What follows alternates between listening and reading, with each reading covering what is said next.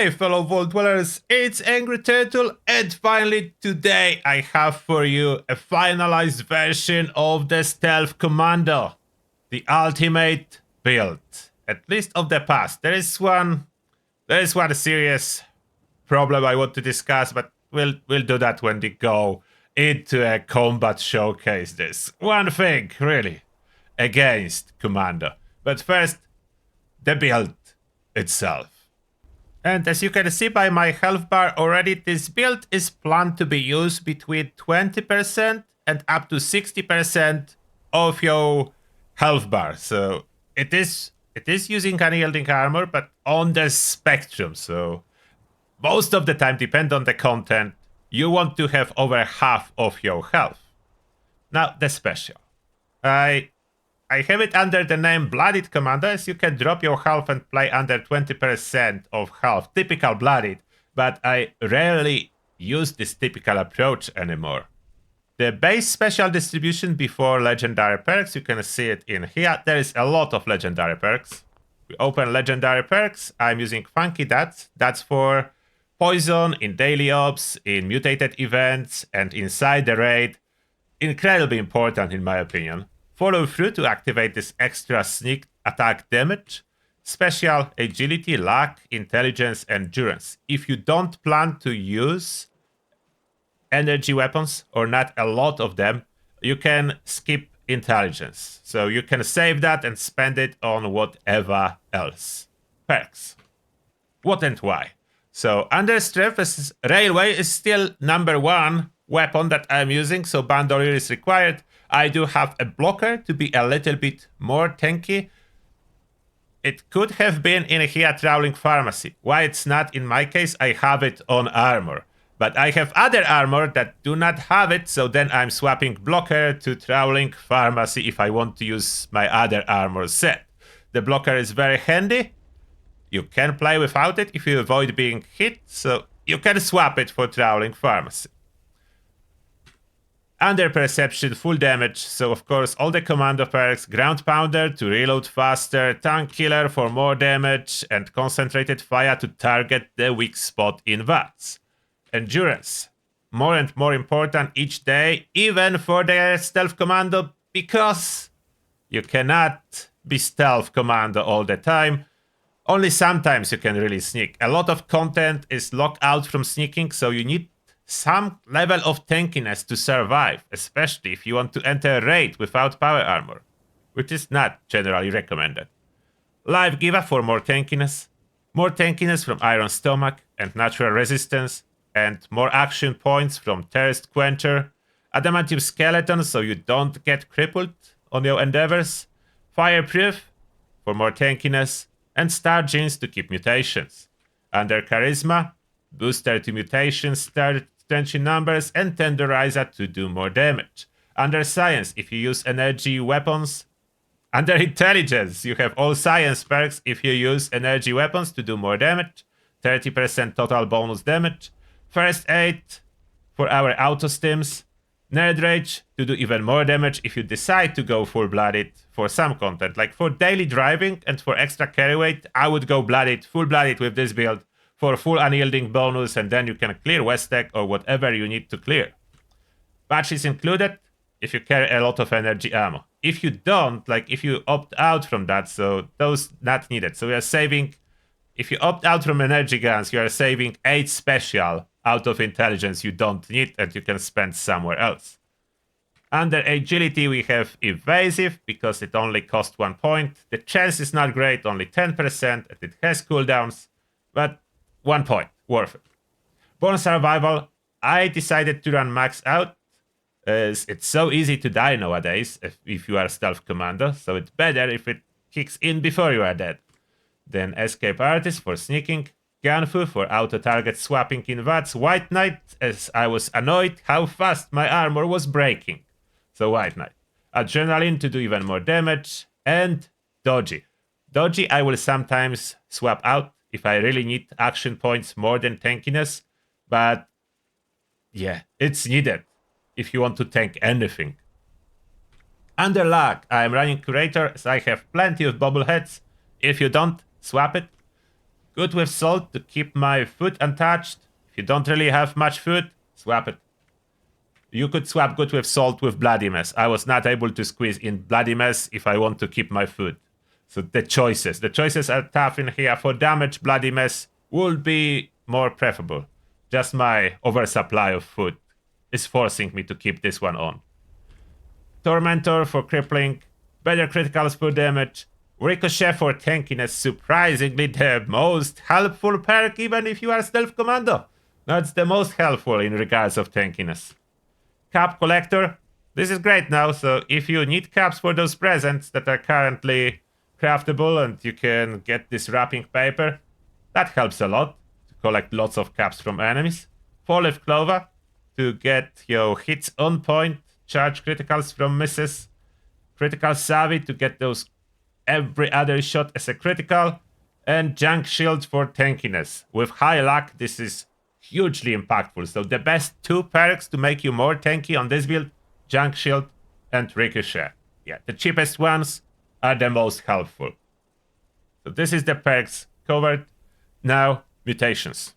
Mutations do not list as side effects just yet for me because I freshly apply it. You can see at around 60% health, you're still getting 31% bonus to your damage. So that's significant.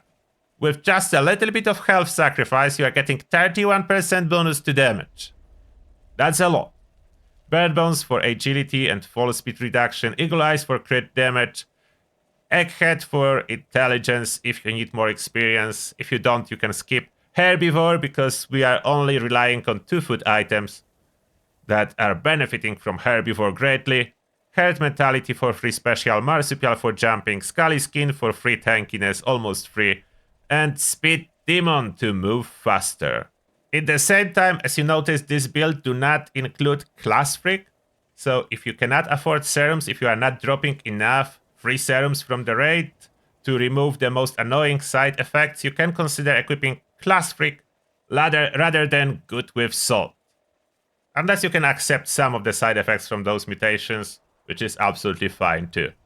About the gear, so the main weapons from the energy category, you have Bertha or other Tesla rifle like Quad would be awesome for nice area of effect, no aiming, killing of everything. It's loud category, then we do have Fixer, a main stealth daily driver. As stealth is very limited and not available all the time like it used to be in the past. Only one stealth weapon really being used on this build frequently, only this Fixer. It's fully modded for 4 stars, so it's a perfect roll. Anti-armor, crit damage, less AP cost, and pinpointers, the most powerful 4-star for weapons. It's of course already great before you apply the 4-star, just getting it so much better. Alone is achieving 90% armor penetration, so full armor piercing weapon for daily use case and very stealthy one. There is more options like Anchorage Ace, fun toy to play with, Enclave Plasmas, fun toys to play with, Elder's Mark, really cool one, and now very efficient as well. I have Quad variant. It does really require less AP cost, so I would need to switch this last star for something else. But fun to use. The important weapon, Quad Railway Rifle with crit damage and less AP cost, and as well pinpointers already on it. You can see I have 2 main weapons, Railway and Fixer. Those are 2 main weapons I'm using. The hardest hitting Commando weapon. It was even better in the past. After the nerf, the fire rate was reduced to 52 and AP cost even with everything on is still 9, so it's not shooting for free like it used to be, unfortunately. Slugbuster, a cool option to have automatic commando type of flamer weapon with really low range, but it can fire as far as you want with this setup, with those mods. The thing is, it will be losing damage. Yes, it will be losing damage with a distance. Still, awesome weapon to have fun with, this type of modded Slugbuster. About the armor. So, I decided that most I like about armor options, and I have a lot, is Civil Engineer armor. Unyielding with +2 luck on 2nd slot. Therefore, I can run it without any problem at 60% health, as I only need +1 from my unyielding. And added luck on second star, I have enough luck to crit with every other shot. So I'm not forced into playing fully low health and being super squishy. I can play at 60% health and I'm not losing much. That's the most important. You could think that's a lot of a loss. It is not. In practice, it's working great at this level of health. So that's full set exactly the same. All effects, and I do have through high count on this star to save on the perks. About my other set, I do have covered perfect stealth set with extra agility for even more stealth and even more action points. Only one piece with secret agents as they do not stack. So other pieces have reduction to fall damage or weapon weight reduction, like a mixture on the last star. The problem is, when you cannot sneak, you still cannot sneak, however perfect my armor is. And it being a light armor doesn't really help much to trigger serendipity more often, unfortunately. So you may notice there is no serendipity in this build. I was testing it with serendipity. It was kicked out. It was not good enough to justify a single point. The cooldown is just too bad. So no serendipity on this build. It was kind of dead perk. Therefore, that's my favorite armor. The secondary armor I love because it's such a perfect piece. But there is no practical use case for it. About under armor, running the jumpsuit, but you could anything do just fine. Jumpsuit is perfect. I have all that I need. Endurance, intelligence, luck. About the food, 2 items are used frequently. So company tea for crazy amount of AP regen and blight soup for crit boost. Those 2 food items will cover most of your needs. As your stats supposed to be good, my resistances and everything is relatively high. With current power of enemies in the raid, it's not enough to tank. You still need to avoid damage in the raid. With all those stats, you still need to avoid damage. Now, combat. Let me showcase a combat with this amount of health, as that's what I'm running the most. There is slight increase in damage when you drop your health to under 20%, but most case scenario, not needed. So first, let's go with the railway rifle. So no sneaking around, just going after this Scourge Beast. This beast is over here. Fire at it, level 100 Scourge Beast. We are tanking the damage and firing at it. It's trying to run away, but we got it. We managed to kill the Scourge Beast. So you can see, no problem with tanking a little bit of a damage without power armor. The distance is good in VATS. I can run everywhere, and with relatively high health, I don't need to worry much about getting a couple more rats this way or another. The flexibility with rats is something I really enjoy with this setup. And Holiday Scourge still in here, but they will disappear in a couple of hours as they bagged and they being removed. You probably already read this announcement on Discord. But to the topic, now the stealth option, switching to the Fixer. How well will that go? So we're going stealth now.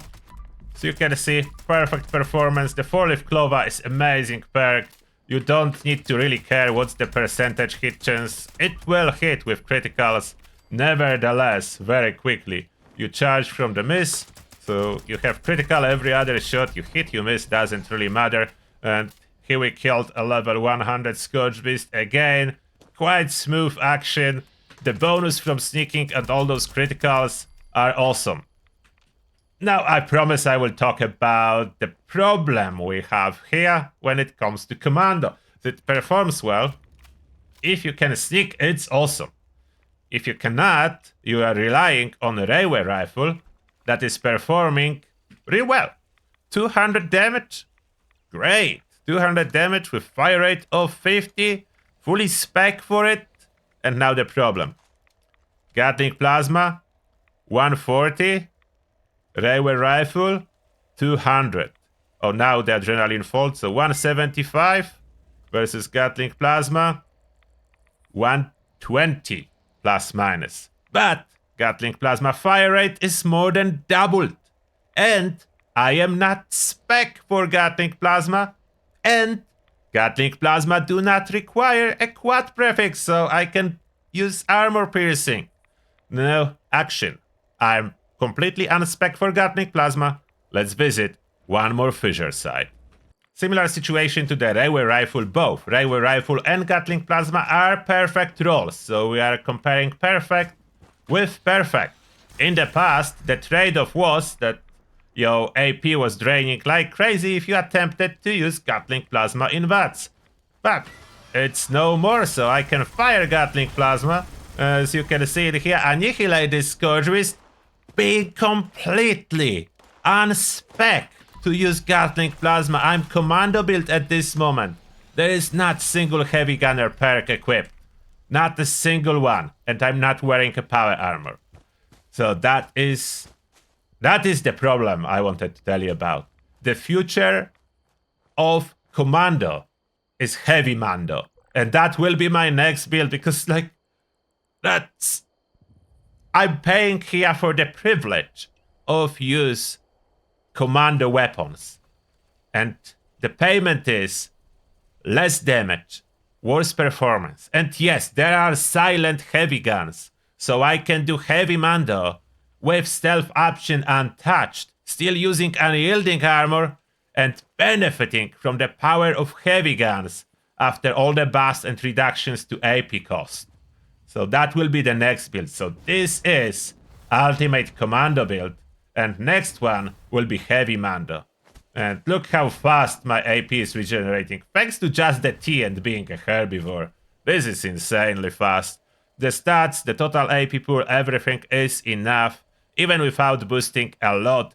If you will struggle with carry weight, you just need to pop a herbivore serum from time to time. And that will let you use a carnivore-related carry weight boosters. And that being said, what do you think about our current situation with Commando and heavy guns? And in the future, heavy Mando. This build is coming. The heavy Mando is coming.